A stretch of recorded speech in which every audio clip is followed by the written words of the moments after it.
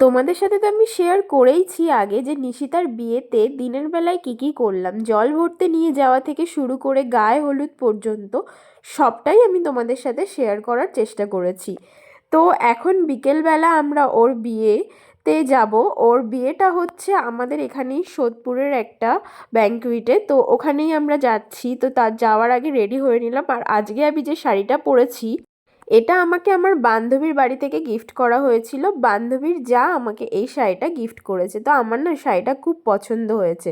তো আজকে এই শাড়িটা পরেছিলাম। প্রথমে আমি ফাইনাল করিনি যে এই শাড়িটা আজকে পরবো, তো যদি আমি জানতাম আমি ব্লাউজটা কাটিয়ে রাখতাম। যেহেতু হুট করে আমি এই শাড়িটা পরার জন্য ডিসিশন নিলাম, তো তাই জন্য আমি অন্য ব্লাউজের সাথে যেটা ম্যাচ হচ্ছে সেটার সাথে আমি পরে নিয়েছি। তো যাওয়ার আগে আমি একটু গরম জল করে দিয়েছিল মা, আদা মধু দিয়ে, কারণ আমার ঠান্ডা লেগেছে খুবই, তো গলা ব্যথা ছিল, তো তাই জন্য মা এই জলটা দিয়েছিল। তো এসে কিছুক্ষণ বসলাম নিচে, তারপর কিন্তু খাবার এখানে চলে এসেছি, কারণ আমরা এসেছিলামও লেট করে।